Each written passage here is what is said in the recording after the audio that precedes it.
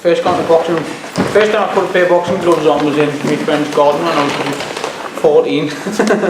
So I'd been pinched from the local amateur club, so I used to stick them on and punch each other in the face. Did you used to fight amateur before you were pro? I did. I didn't actually start fighting until I was about 20. I had a few amateur fights for Horsley Hill. I think I had 30 fights, 120, won the 57 kilogram belt, the area up title. I won the national novices, ABAs on that 10s. Like I said, 30, 120, and then like the way the amateur game was going with the scoring and the point system, that just like didn't really suit my style, you know. So decided to just give it a go at the pros with Mal. Do you feel you're more suited to pro? I think so. I'm more of an aggressive, come forward fighter, and I like to mix up a bit. I like to get involved rather than like sword fencing at the time, which is what amateur boxing was like kind of edging towards. Had it been like it was now, where they let them go, they haven't got head guards on, they let them go at it a bit, maybe I would have stayed amateur for a little bit longer, but at the time, just didn't suit me at all. How did it feel when you were fighting for your first Northern Area title? Well, to be honest, I got there quite quick, to be honest. What was it? My fourth fight. 10 rounder as well, so but it just felt natural, really. I was putting the work in at the gym, I was putting the hours in, just it was natural progression for us to box for the area title. When you won the Northern Area title, did you think you'd reach the heights that you did, English and Commonwealth? I never had any, I never had a standard, I never set any heights, I never set any goals, because to be honest with you, I never thought I would turn pro, let alone win the Northern Area, then the English, then the Commonwealth. So to me, there's no end goal, the possibilities are endless. You can just do what you can do and keep going as long as you can like give everything you've got. Who knows where you can go, you know. Two massive achievements, the English and Commonwealth title. How did that feel? To be honest with you, it's a good feeling for to win. I mean, I think we didn't have the answer. I enjoy fighting. I enjoy winning, regardless. The titles just come. They just come with it. Obviously, feels good for to win the title and stuff. But I just enjoy fighting. I just enjoy winning. I just enjoy being in the ring and getting hand raised at the end. Title's just the added bonus. One of my favourite fights, which might be a high and a low point for you, was Fight of the Year with Jamie Conlon. How did that go for you? Well, I know how it went. You know I loved it. I loved the fight. They're the fights I like to be in. I like to be in a fight. Obviously, Jamie took the fight in the 8th round. You know, it was a great fight. I loved it. I was up 2 rounds on the scorecards. I felt I was getting stronger in the fight. But Jamie did what he had to do. You know, he's executed what he set out to do in the 8th round, and he finished the fight. You know, hit it with a good body shot. Total credit to Jamie. You know, I wasn't downhearted from that. I enjoyed the fight. It was a good fight for the boxing fans. They're the types of fights that I wanted to be in. I was buzzing from that fight. Yep. Even though I didn't get the decision. I was just hoping to get something off the back of it, which never happened. Do you feel like there's a lot of pressure being one of the North East's most successful boxers? The only pressure I've got is the pressure I put on myself. I don't take any pressure from anybody else.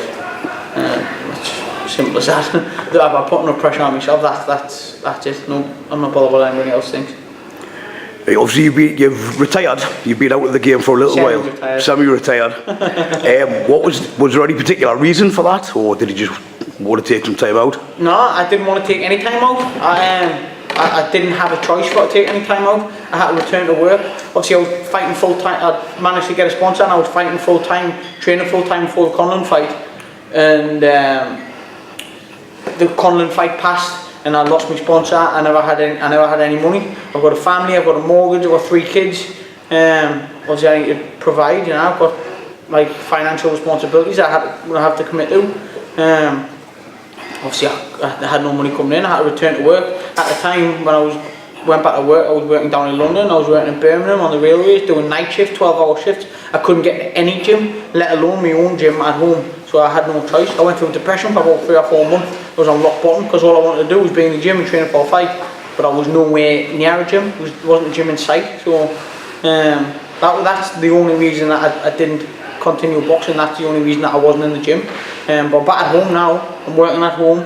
I've always had the fire, I never left this, but now that I'm working back at home, I'm in a better place, I'm in a better situation, and I'm able to get back to the gym, and I'm able to fight again, so hopefully we're going to pick up where we left off. Obviously sponsors are very important. If there was somebody that was interested in sponsoring you, how could they go about doing that? If anyone was interested in sponsoring, they could contact me directly, or they could get in touch with Mal, could contact us on Twitter, Instagram, out there, same with Mal, any of the social media, just get in touch. And from a sponsor's point of view, what would a sponsor get out of it? Sponsor would, obviously they'd come along, they'd be on the journey, and they'd be involved with any media, any exposure. Obviously they'd be part of the journey, Obviously you're making your comeback soon. Are you going to look to go back to the heights that you were? Look to maybe recapture some of your former titles?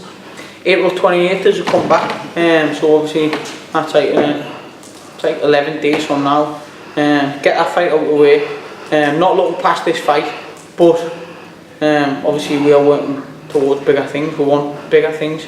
We boxed on a bigger stage, on a bigger level. Like small hall shows is not where I want to be. Yep. I want to be on the big arena shows. I want to be on the big events. I want to be on Sky. I want to be on Box Nation. I feel like I belong on them shows. I've served my time now. I've won titles and stuff, so I think I deserve to be on the bigger shows and in the bigger fights. So like I say, I'm not looking past this fight, get this fight out of the way, but there's a bigger picture. And who are you fighting?